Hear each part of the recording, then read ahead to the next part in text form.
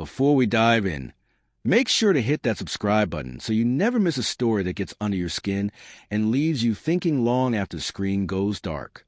I never thought a joke could end a marriage.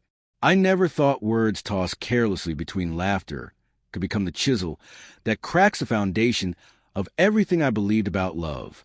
But that night, I learned the truth in the most painful way. It started with a text.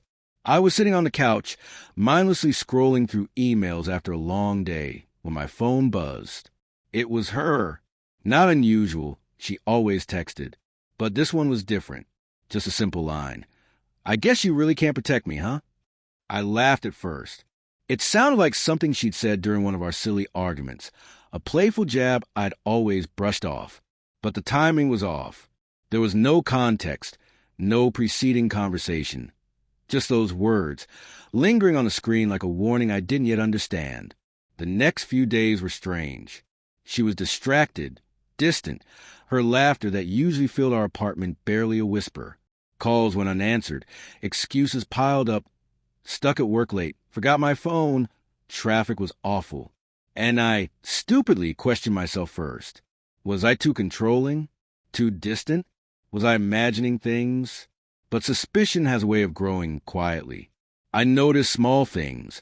A faint perfume that wasn't hers. A lingering warmth on the pillow where she hadn't been. Texts popping up that she'd quickly delete when I glanced over. My stomach twisted into knots. But I pushed it aside, clinging to the hope that I was overthinking. One evening, the truth came slamming through my chest. I had gone to grab a charger she'd forgotten in the bedroom. Her laptop was open, and an email notification blinked. "Can't wait to see you tonight. Meet me at the usual place."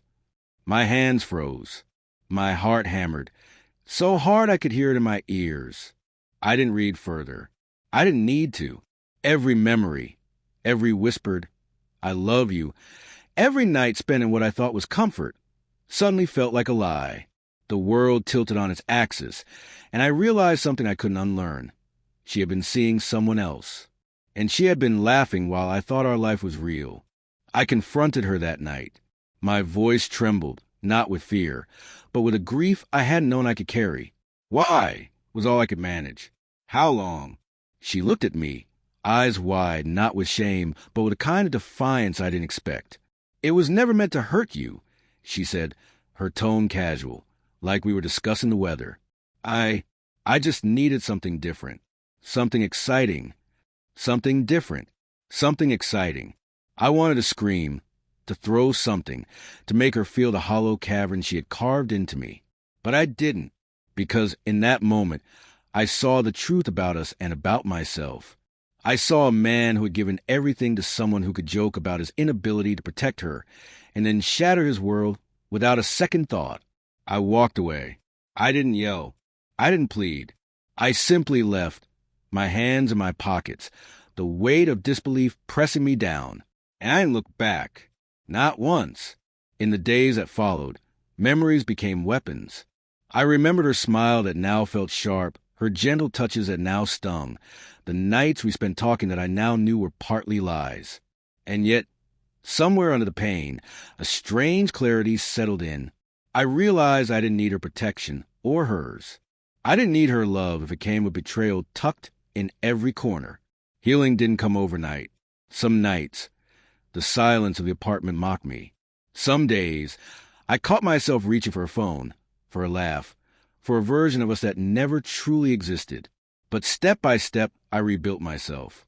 I learned to trust my own instincts again, to value my worth without her validation, to find strength in the quiet resilience I didn't know I had. The final moment came quietly, almost ceremoniously. I packed the last of her things that she had left behind, slid the box into my car, and drove to the nearest dumpster. As I watched it disappear into the container, I felt a release I hadn't expected. It wasn't joy. It wasn't relief. It was acceptance. Acceptance that I deserved better, that I could walk away and never look back, and that sometimes the most profound protection comes from oneself. So here's the lesson I learned the hardest way possible.